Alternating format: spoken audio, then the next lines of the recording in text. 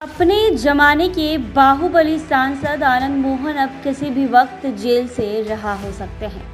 फिलवक्त वो बेटे की सगाई के लिए 15 दिनों के पैरोल पर हैं।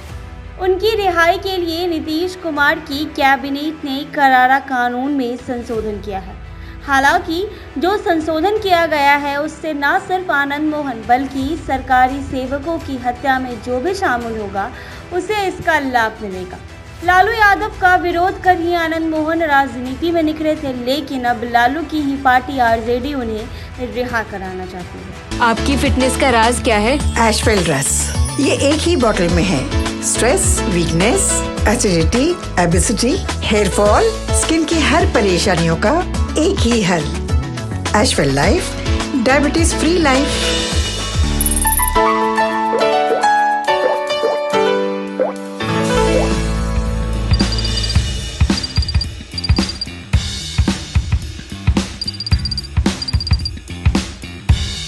नीतीश कुमार आरजेडी के साथ ही सरकार चला रहे हैं, इसीलिए यह बताने की ज़रूरत नहीं है कि उनकी पार्टी जदयू बेस का लाभ उठाएगी।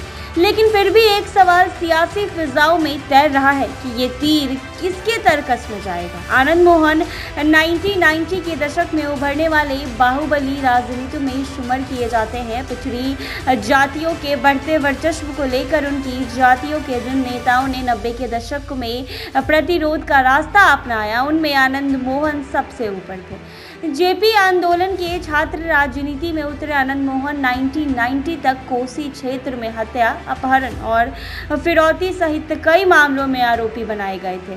पूर्व प्रधानमंत्री चंद्रशेखर ने उन्हें महाराष्ट्र विधानसभा क्षेत्र से पहली बार 1990 में उम्मीदवार बनाया और वो जीत भी गए। यह वही साल था जब आगरो पिछड़ों की लड़ाई में लालू यादव पिछड़ों के साथ खड़े थे। पप्पू यादव उन्हें समर्थन दे रहे थे। पप्पू यादव भी आनंद मोहन के साथ ही सिंहेश्वर विधानसभा सीट से पहली दफा निर्दलीय चुनकर विधानसभा पहुंचे थे। बिहार के कोसी अंचल में 90 के दशक में दो नाम काफी चर्चित थे। उनमें एक आनंद मोहन था तो दूसरा नाम पप्पू यादव का था। आनंद मोहन अगरों के नेता के रूप में पहचाने जाने लगे तो पप्पू यादव पिछड़ों के हिमायती के तौर पर। नतीजा ये हुआ कि कोसी अंचल में अगरों पिछड़ों के बीच खूनी संघर्ष 1990 के दौरान खूब हुए। कोसी के अंतर्गत आने वाले सहरसा, पूर्णिया, सुपौल, मधेपुरा इलाके कई जातीय लड़ाइयों के गवाह बने। 1990 में आनंद मोहन ने लालू यादव के खिलाफ बिहार पीपल्स पार्टी नाम का अपना दल खड़ा किया। पीपल्स पार्टी 1995 तक चली। आनंद मोहन के जीवन का महत्वपूर्ण पड़ाव वह माना जाता है जब वैशाली लोकसभा उपचुनाव में उनकी पत्नी लवली आनंद ने आरजेडी के उम्मीदवार को धूल चटा दी। जनता के बीच यह संदेश गया कि लालू यादव को भी हराने की क्षमता आनंद मोहन में है। आनंद मोहन के परिवार में कई स्वतंत्रता सेनानी रहे हैं। 1930 की जनगणना में बिहार में राजपूत आबादी 4% बताई गई थी। संभव है कि अब इनमें 2-3% का इजाफा हुआ हो। आनंद मोहन की रिहाई का रास्ता बनाने वाले आरजेडी और जदयू को राजपूतों के इस वोट बैंक को अपने पाले में करना है। इसलिए 2014 के लोकसभा चुनाव में राजपूतों का स्पष्ट झुकाव बीजेपी की ओर था। आरजेडी जदयू को उम्मीद है कि आनंद मोहन के बाहर आने और चुनाव प्रचार में उनके लगने पर राजपूत वोटों को वो अपनी ओर मोड़ पाएंगे। सक्रिय राजनीति में रहते आनंद मोहन अपनी आकर्षक भाषण शैली के लिए अगरों में काफी ज्यादा लोकप्रिय हैं।